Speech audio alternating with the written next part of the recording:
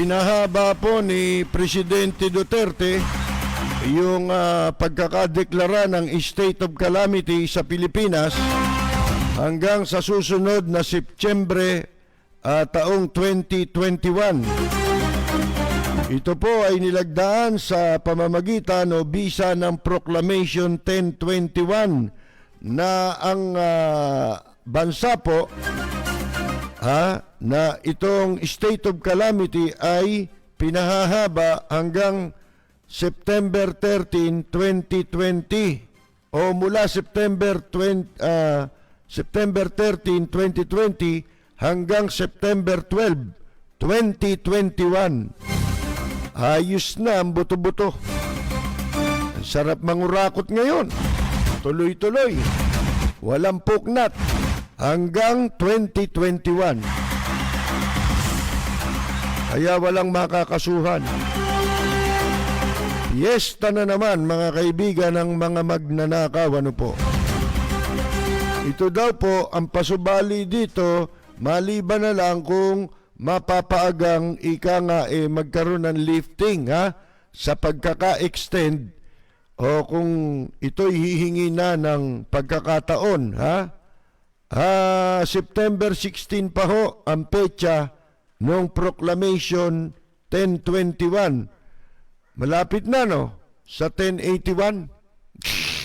Alam ba niyo yung 1081? Martial law yun mga kaibigan Ngayon, ang sabi ni Digong, ewan ko kung si Digong talaga may sabi nito. Baka yung mga kamote lang na nakapaligid sa kanya. At sinasabi, siya nagsabi. Yun po, mga kaibigan. Wala naman nakakaalam di ba? Sumakay daw sa motor. Gusto raw magmotor. Yung ba naman binabalita nyo pa? Dapat ikahiya nyo yun Sipin mo sa laki ng problema ng bansa, uunahin pa pagmumotorsiklo. Yung nakita ninyo, nakaupo lang yun mga kaibigan Para bang yun nasa wheelchair. Magmula sa kama, iupo mo lang, di ba? Pwede naman yun mga kaibigan Lalo na marami namang bubuhat dyan di ba? Daming PSG. Ngayon, para daw itong pagkaka-extend nito pong state of calamity para ang gobyerno, national and local, mga kaibigan, magkaroon ng sapat na sapat na panahon na maipagpatuloy na magamit ang mga kaukulang pondo. Magamit o manakaw, mga kaibigan, including the Quick Response Fund. Yan. Meron ako napanood sa isang bansa sa Africa yata ito. Meron mga naka-Amerikana. Hinabol yung isa, itim Parehong mga itim. Yung pala, yung presidente nila yon o prime minister nila. Hinabol yung isang cabinet member kasi ninakaw nung hayop na yon yung pondo para sa COVID. Pinagsusuntok siya nung prime minister. Nakakatawa mga kaibigan sa galit nung tao. Hindi naman ginawa ni Digong nyo kay Duque yun di ba? Si Duque may iyak pa, hindi naman nasasapok. Di ba? Ito, mga kaibigan. At ito rin daw ay para payagan ng gobyerno at ang LGU na mamonitor ang halaga ng bilihin. Puro monitor lang naman yan Yun lamang bayad sa kuryente, mga kaibigan May nangyari ba? Winalangya ang taong bayan ng Meralco. May nangyari ba? Yun ang tanong mga kaibigan tapos bilihin. Wala naman kayong nakasuhan sa mga nagtataas ng presyo ng bilihin. Bakit? Puro kayo suggested retail price Wala namang mandatory. Di ba? Suggested. Ibig sabihin, mungkahi lang yun. Wala naman mga sanction yan. Pinaglululoko tayo eh. Eto, to cut this story short, ibig sabihin, ito na yung sinasabi natin nung una, ayaw nyo pala ng may kalabang kayo. Ba't di na lang ninyo patagalin yung lockdown hanggang 2022? Nangyayari na eh. Nakita ninyo, mga kaibigan? Bakit? Mas gusto nila yan eh. Ito pala ang pinakamasarap na paraan. Magnakaw ka, wala. Wala lahat yan. Mga kaibigan, ang mga tao, pwede mong utusang, huwag kayo lumabas. Para hindi na kayo makapagreklamo. Mga kaibigan, lahat nagagawa na eh. Ngayon, yan eh talagang, sabi ko na nga sa inyo eh, hanggang 2022. Sinunod nila eh. Ito hanggang 2021 pa lang. Para wala mga pangampanya, di ba? Kasi 2021, Enero, magsisimula na yan. Yung mga politiko, yung politika dito sa Pilipinas. Sapagkat 1 taon na lang eh, ang malalabi sa 2021. So, ginawa nila hanggang September para sila lang ang makapangampanya. Walang preno kung bumatikos, malalim at makatwirang komentaryo. Mag-ingat ang mga politikong gumagawa ng kalokohan at baka kayo ay tamaan ng Rapid Fire! Nakita nila ang epekto sa tao eh. Ang tao, wala naman, di ba? Kahit di mo palamunin yan eh. Saan kayo kukuha ngayon na ipalala mo? Kung yun nga may pondo na wala yung pondo eh. Wala naman kayo napalamon eh. Ang natanggap, ilang kilong bigas? 2, 3 kilo. Ilang pirasong sardinas. Pagkatapos, i-extend ka hanggang 2021, mga kaibigan. Magpapasasa itong mga nasa gobyerno, kaya walang mangyayari, mga kaibigan eh. Si Soto lang yata nagpapanggap eh. Si Senate President Soto nagpapanggap na may mangyayari sa PhilHealth, di ba? Kung ano mga pinagsasasabi. Pagkatapos, sabi natin, walang mangyayari dyan.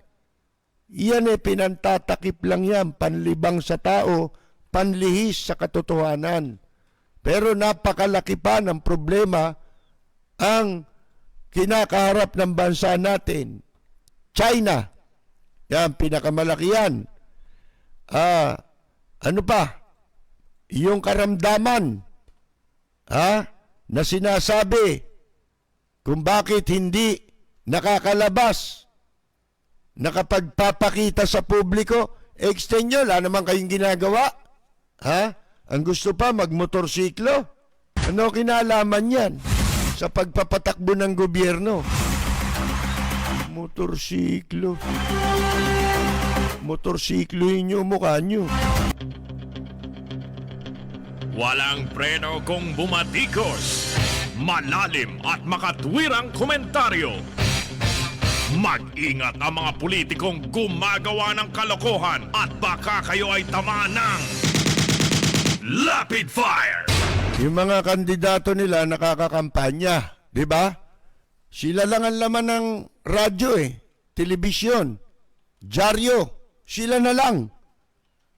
Yung mga makakalaban nila wala sa dyaryo. So pag in-extend mo yan, sila pa rin ang nasa dyaryo.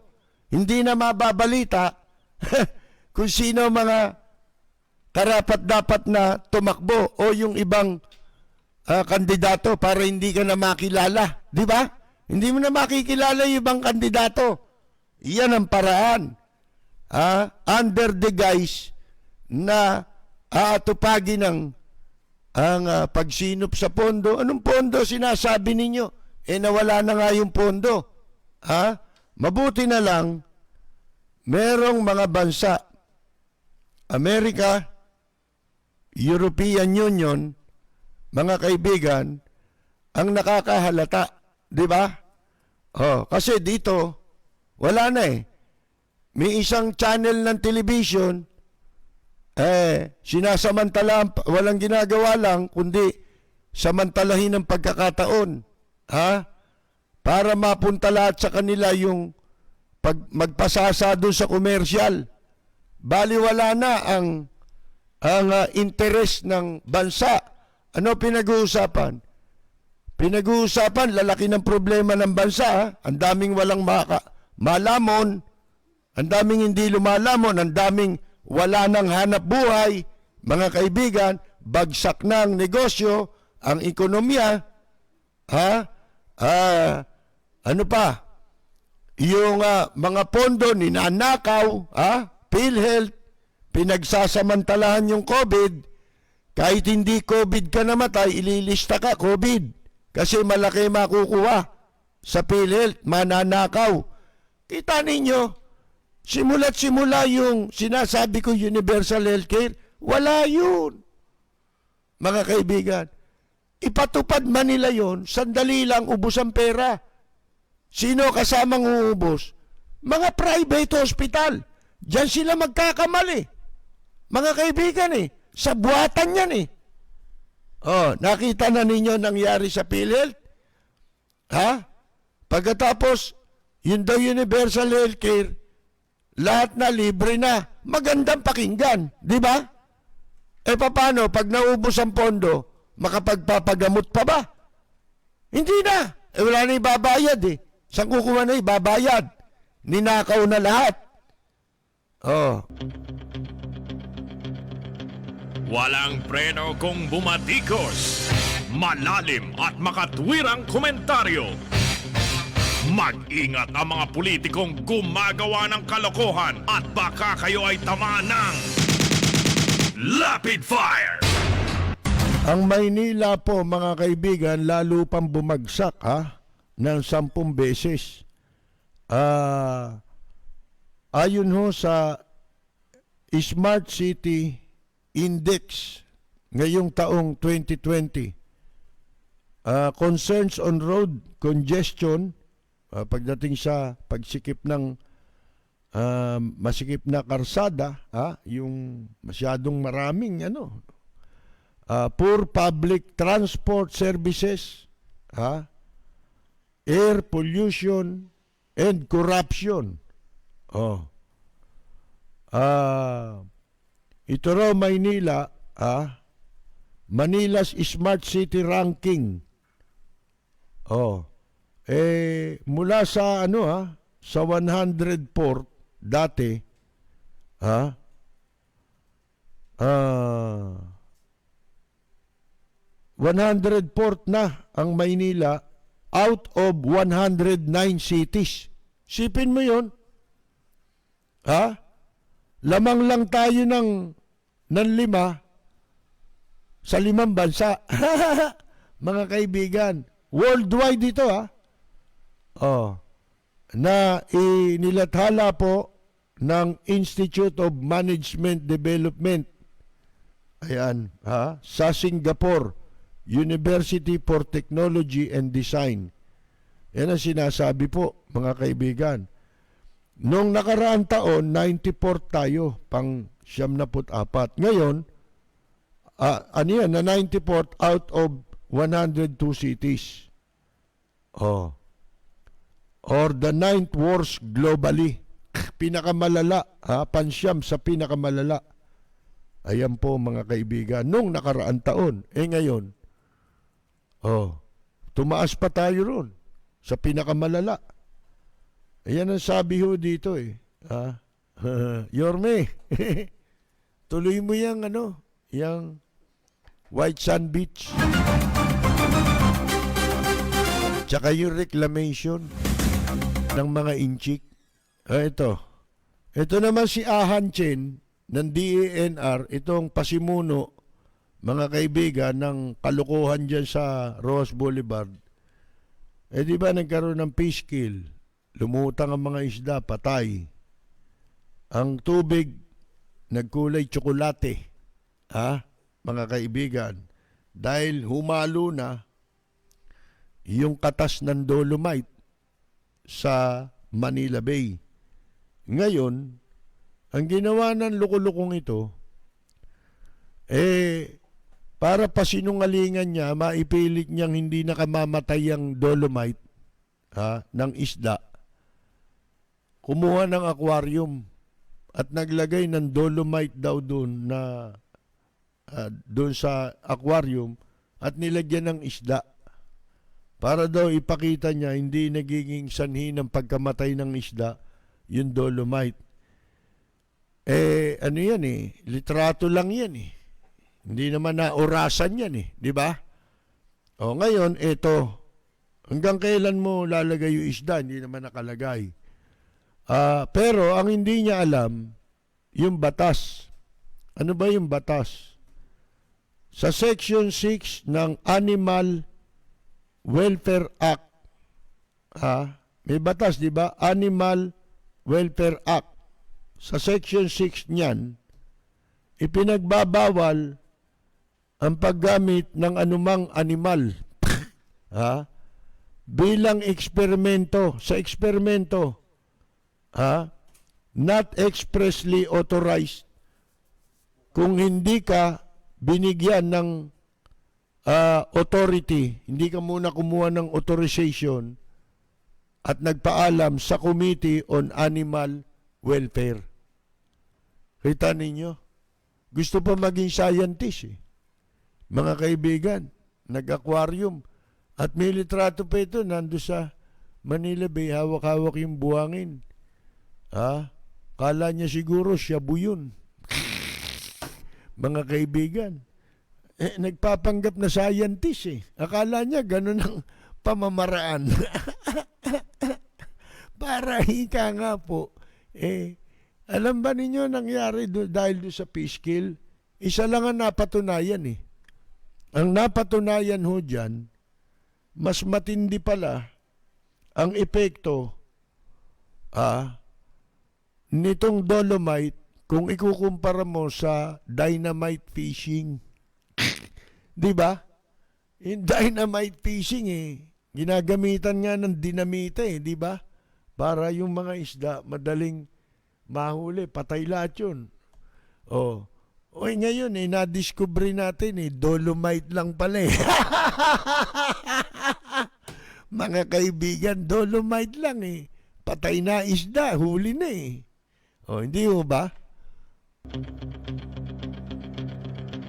Walang preno kung bumatikos. Malalim at makatwirang komentaryo. Mag-ingat ang mga politikong gumagawa ng kalokohan at baka kayo ay tamaan ng Rapid Fire! Bakit daw may kwento nung isang beses dito si Roy Patco nagpadala ng kwento. Kasi kahawig din ng kwento tungkol sa iba naman yung kwento ko. Yung sa akin naman tungkol naman sa bulag. Yung bulag napunta sa karinderya. Gugutom na siya pagpunta niya sa karinderya, sabi nung may-ari, pumili na ho kayo kung ano gusto nyong ulam. Hindi na, sabi niyang ganon. Hindi ako nakakakita bulag ako Kaya kung maaari, pakidala mo na lang kahit yung pinagkainan. At aamuyin ko lang, malalaman ko na kung ano yung ordering ko na ulam. Sige. Dinala yung isang plato. Sabi, mukhang masarap ang adobo nyo rito Sabi gano'n. Meron pa bang ibang putahe? Sandali lang, kinuha. Masarap din ito. Ano to? Mechado.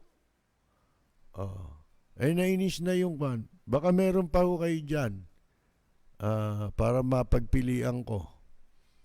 Ginawa nung may-ari, pumasok sa loob, linga nga rito, sabi rin sa katulong niya.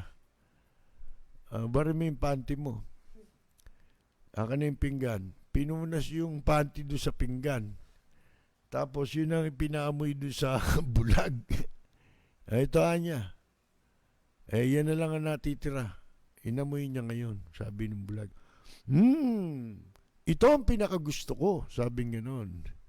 Dito pala nagtatrabaho si Bibian.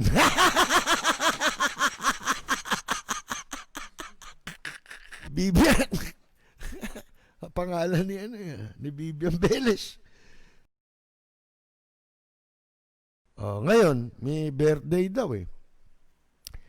Sino ba may birthday? Birthday ni ano ngayon? Nung katropa natin sa Italy. Birthday ni Carolina Luge. 'Di ba? Ng Italy. Kaya binabati natin siya, mga kaibigan. Nakalimutan ko yung nagpapabati sa ating kagabi na late na siyang nakapagpabati. Taga Saudi, nakalimutan ko yung pangalan sa Riyadh. Pinababati pa naman niya yung asawa at anak niya.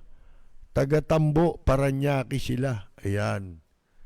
Oh, diyan sa kanila nangyari yun, yung kaninang video. Sa Paranaque. Birthday rin ho ni Norma Fear ng Australia. 90 years old. Mother ni Gloria Latore. Happy birthday po nanay. Ay, meron akong inano sa iyo Ikinuwan sa iyo pinadala sa iyo kanina Sandali. Ako nahahanap sandali lang. Birthday ito. Ano to ano tawag dito? Oo, ito 103 years old. Binabati natin si Tatay Pepe. Mga kaibigan, sa kanyang 103 years birth anniversary. Araw ng kapanganakan. Mga kaibigan, sino nga ba nagpadala nito? Yun, nakalimutan ko na naman mga kaibigan si Tatay Pepe. Sino ba nagpadala nun? Yung sandali lang hinahanap ko yung nagpabati na yun mga kaibigan hindi kasi sa messenger pinadala sa ano yata sa comments hindi ko na nakokopya yung kwano. Birthday ni ni Tatay Pepe, 103 years old, at 90 years old naman po ang mother ni Gloria Latore na si Nanay Norma Fear ng Australia. At siyempre si Carolina Luge, birthday din po. Papasalamat.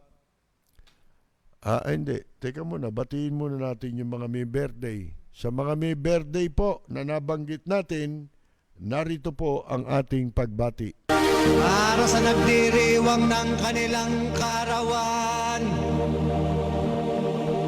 happy birthday, ang bati ko, ang bati namin sa iyo, nawa ay lumigaya ka.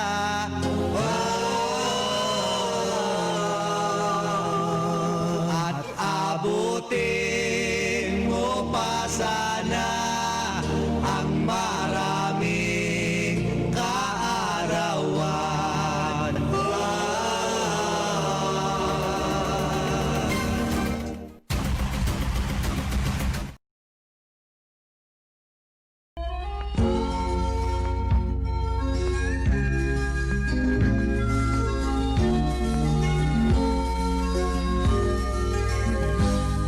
Sa bayan ko ay isa ang lahi, dito'y wala ang pagkukunwari. Hindi padagay, sadyang kilala sa daigdig, may pagkakaisa sa bawat nais. Magandang yumaga! Ahan! Chen!